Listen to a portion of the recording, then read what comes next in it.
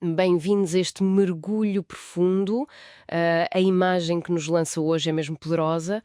Cristo em Apocalipse 1, olhos como chama de fogo, voz como muitas águas. Uma revelação, não é? Num tempo de crise. Exato. E o nosso objetivo é mesmo esse, desempacotar um bocadinho este primeiro capítulo. Vamos olhar para o ambiente histórico que era tenso, a sua entrada, um pouco atribulada na Bíblia. Sim, surpreendente até. Pois, e as suas raízes judaicas, que são profundíssimas, e como uma perspectiva, pronto, a pentecostal clássica o interpreta hoje. Ok. Para isso, fomos-nos basear em fontes que cruzam a história e a teologia, para tentar dar uma imagem mais completa. A missão, no fundo. É perceber porque é que este capítulo inicial é tão vital.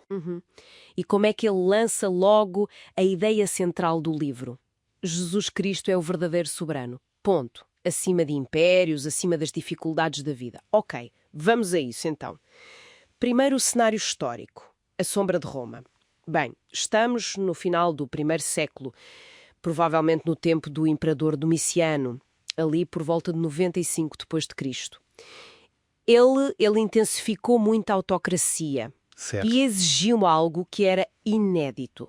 Ser chamado Dominus et Deus, ou seja, Senhor e Deus. Ora, para os cristãos, que tinham um só Senhor, Claro.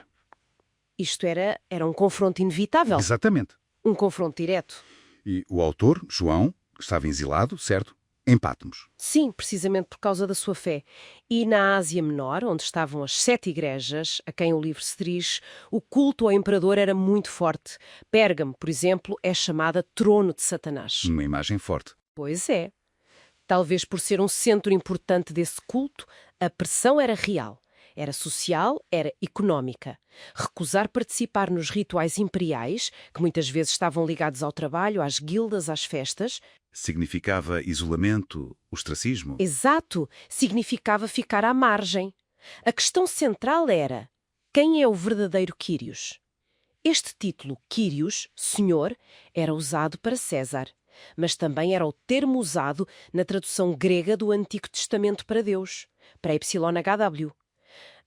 Então a escolha era clara: Era. César ou Cristo. O Apocalipse funciona, em parte, como uma contranarrativa divina, uma resposta a essa exigência de Roma. Impressionante.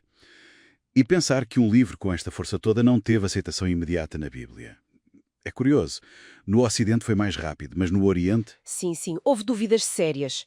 Dionísio de Alexandria, já no século III, levantou questões. Apontou diferenças de estilo entre o Apocalipse e o Evangelho de João, por exemplo. Mas havia outras razões. Bem, ele também queria travar certas interpretações muito literais sobre um reino de 1000 anos de Cristo na Terra, o chamado quiliasmo, que se baseava muito no Apocalipse. O quiliasmo, sim. Além disso, o facto de grupos como os montanistas, que eram vistos como heréticos pela igreja mais estabelecida, usarem muito o livro, isso também gerou desconfiança. Não ajudou nada à reputação do livro. Chegou mesmo a ser classificado como disputado. Exato.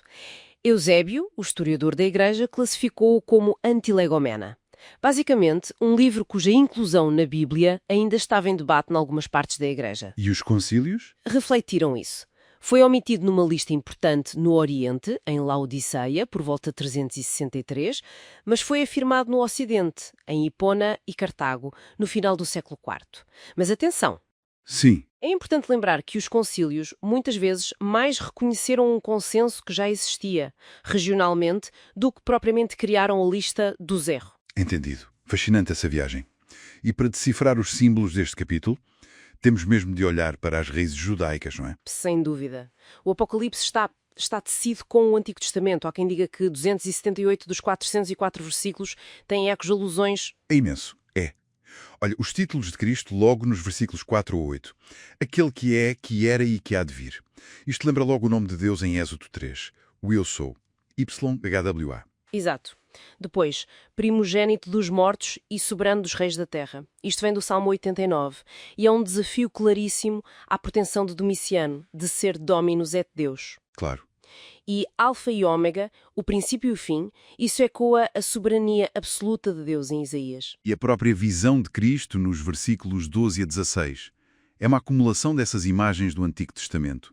Precisamente. É como se João pegasse em várias imagens fortíssimas do Antigo Testamento para mostrar quem Jesus é agora, glorificado. A figura semelhante a filho de homem. Vem de Daniel 7? Sim, uma figura divina, messiânica. As vestes compridas, talar-se e o cinto de ouro são as vestes do sumo sacerdote, de Êxodo 28. Ou seja, ele é rei messiânico e também sumo sacerdote. E os outros símbolos? Cabelos brancos, olhos de fogo. Os cabelos brancos remetem para a eternidade, o ancião de dias de Daniel 7, os olhos de fogo e os pés de bronze polido, omnisciência, discernimento penetrante e juízo firme, também com ecos em Daniel. E a espada afiada de 2 gumes que sai da boca. Palavra de Deus, como em Isaías. Exatamente, a palavra como poder de julgar. É uma imagem composta, multifacetada, que basicamente grita: este Jesus é o Deus de Israel em pessoa, agindo como rei, sacerdote e juiz supremo. Uau! Que concentração de significado. E como é que uma perspectiva como a pentecostal clássica lê isto hoje em dia? Bem, geralmente a abordagem pentecostal clássica é futurista, ou seja, vê muitas das profecias do Apocalipse como ainda por cumprir no futuro, e é pré-milanista, Que significa? que creem que Cristo voltará antes de um reino literal de 1000 anos na Terra. Tendem a uma leitura, digamos, mais normal ou literal do texto, a não ser que o simbolismo seja mesmo muito óbvio, e dão muita importância à iluminação do Espírito Santo para entender as Escrituras. E esta visão de Cristo do capítulo 1, qual o significado para eles? Para esta perspectiva, a visão de Cristo glorificado aqui é a garantia da vitória final. Os seus atributos, a eternidade, a omnisciência, o poder de julgar, a autoridade, demonstram que ele tem capacidade e poder para conduzir a história ao seu fim determinado. Ele está no controle. E a imagem dele é andar no meio dos candeeiros, que representam as igrejas. Isso é muito importante. Simboliza a sua presença ativa. Ele não está distante, está imanente, próximo, soberano dentro das comunidades locais das igrejas. É uma fonte de conforto, claro, mas também um aviso à responsabilidade de cada igreja. E as 7 estrelas na mão direita dele? Essas são interpretadas quase universalmente, nesta perspectiva, como os líderes humanos das igrejas, os pastores, os anciões, os anjos das igrejas. Ok. E estarem na mão direita de Cristo significa várias coisas. Que a autoridade deles deriva dele, que ele os protege e sustenta, mas também que são diretamente responsáveis perante ele. Prestam contas a ele. Muito claro. Então, resumindo tudo isto, Apocalipse 1 é muito mais que uma simples introdução. É mesmo a fundação de tudo o que se segue. Sem dúvida. Nasce da pressão brutal do Império Romano sob Domiciano, mas afirma de forma inequívoca Jesus como verdadeiro Senhor da história, usando a linguagem riquíssima e profunda das escrituras judaicas. Vimos que a sua inclusão na Bíblia nem sempre foi pacífica. E como diferentes tradições, como a pentecostal que mencionaste, continuam a encontrar nesta visão poderosa de Cristo, presente no meio das suas igrejas, força, orientação e esperança. Exato. E talvez fique aqui uma questão para pensarmos para além do nosso tempo hoje. O capítulo mostra um confronto muito claro entre a lealdade que é devida a Cristo e as exigências de um poder terreno que se queria divinizar, como o de Domiciano. Sim, isto pode levantar uma questão para os nossos dias.